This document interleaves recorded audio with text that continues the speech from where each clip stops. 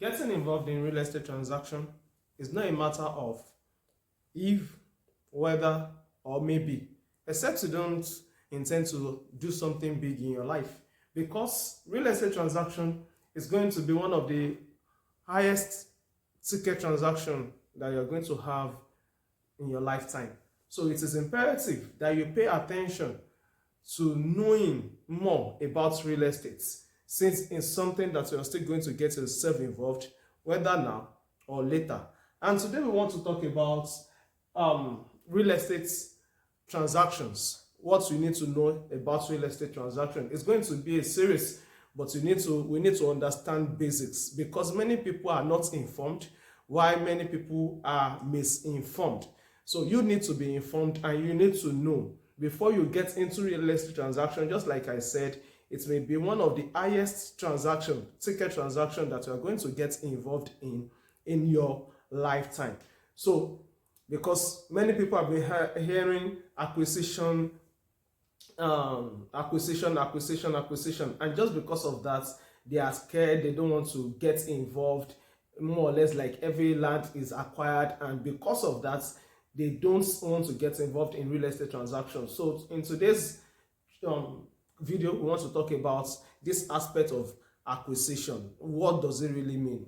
Okay, so I will start from this very part that says every land was free. This is prior to 1978. Every land was free. There was nothing called acquisition prior to 1978 in Nigeria. But during the regime of the former President Obasanjo, it was an army general then, a decree came to be, and it was called the 1978 Land Decree. The 1978 Land Decree, where all land was vested in trust to the state government. All land was vested to the trust of the state governor, and they are now the ones to administer. The governors are the ones to administer the use of land. And the 1978 Land Decree now sectionized it into three. So we have the committed acquisition, we have the non-committed acquisition, then we have the freehold. Committed acquisition, non-committed acquisition, then the freehold. So out of all the lands, now I need to say every land was free. Let me quickly come back to this side, which is this. At this point in time, land were being owned by indigenous settlers and families, communities. Lands were being owned practically. So whenever government need land, they will have to go and meet families or meet the indigenous settlers or meet the communities so that they can release land to them. And at times, these communities, these families, they don't release land to the government.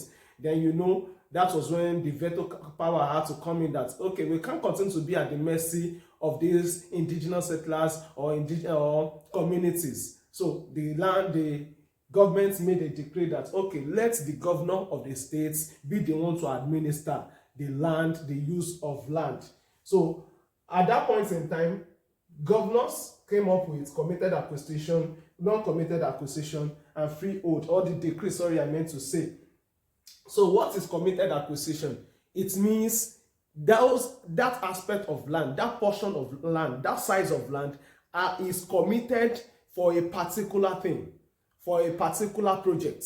It is designated for a public project. For instance, public school. If you, for instance, you want to buy a piece of land and you tell your surveyor to go and chart, to go and take the coordinates and take it to the Bureau of Lands, and it's being said that it is committed. Please, I want to tell you, it is no-go area. It is not something you should get yourself involved in. So the committed acquisition means that size of land or that portion of land has been designated for a particular purpose. It has been allocated for a particular purpose. It could be for public school, it could be for market purpose, it could be for barracks, it could be for motor park, train station, police station, bridge, airports, free trade zone. Do you understand? So once it is committed, for instance, I'm going to share a video immediately after this. You will see a portion of a land, especially now that they are planning to build the 4th million bridge in Lagos, where it is being said that any building found on that portion, portion that has been allocated for 4th million bridge, because it has been there since, the houses are going to be demolished. And there's not going to be compensation. Why? Because they are under committed acquisition. People only went and built. So no matter the edifice you build on a committed land, on a committed acquired land, sincerely, I can tell you, the property will be demolished without any form of compensation.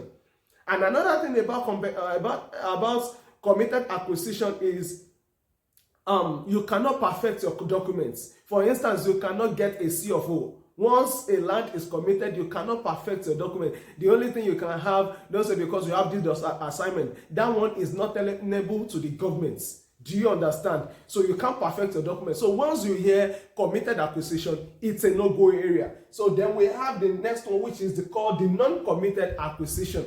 What is the non-committed acquisition?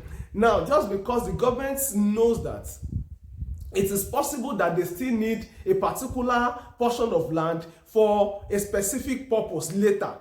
The purpose is not known yet. They are yet to know the purpose, but they know that in future, so that we will not continue to go and meet these families that, okay, release this portion to us, or we need this land for something. So they needed to put all those land under acquisition, but it is called non-committed acquisition. Do you understand? So it is called non-committed acquisition. And we have seen many people who have bought into non-committed acquisition. And what happens at the end of the day? They will have to ratify. Some are ratifiable. So another question you need to ask when you are being told that a portion of land is under non-committed acquisition is to ask, is it ratifiable? Is this something you can ratify?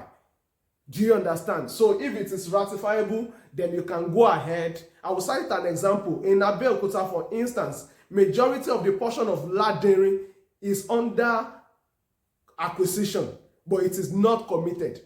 So many people bought, and some people were scared of buying then. I remember I was talking to one of the landlords that lives in Ladere, and he was telling me that as of 2013, Ladere was a village, I think Durojaye village, a portion of it called Liberty Estate now.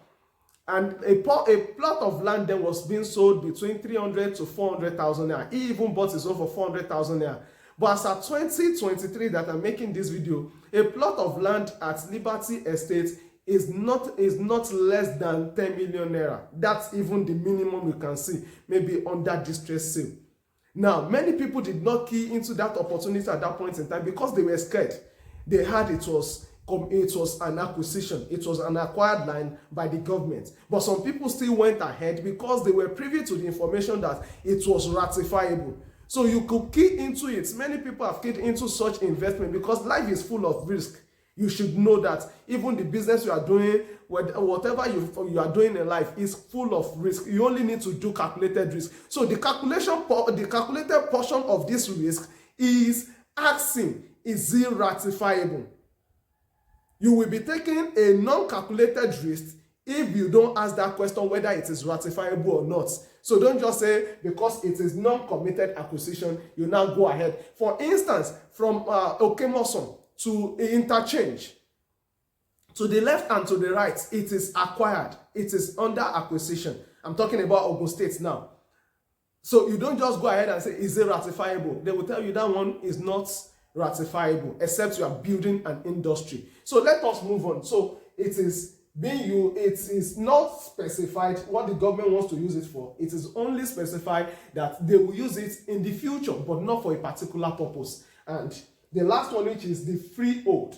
Now, it is not every land that the government acquired, even though the 1978 land decree vested the authority on the governor, but it is not every land that was acquired by the governments. So there were some that were still released to the indigenous settlers, to families and to communities. Do you understand? So there are still freehold land. For instance, Ekpe in Lagos, some parts in Ekpe in Lagos, Ibeju-Lekki were under freehold freehold. Even most of the lands we buy, you ask, okay, which family is in charge? They will tell you, okay, it's this family. It means it is freehold. Those are the ones you have to deal with Omonile and the rest. That's where the aspect of Omonile came from. We are the owners of the land. We are the first, we are the indigenous settlers. We are the first settlers in this community.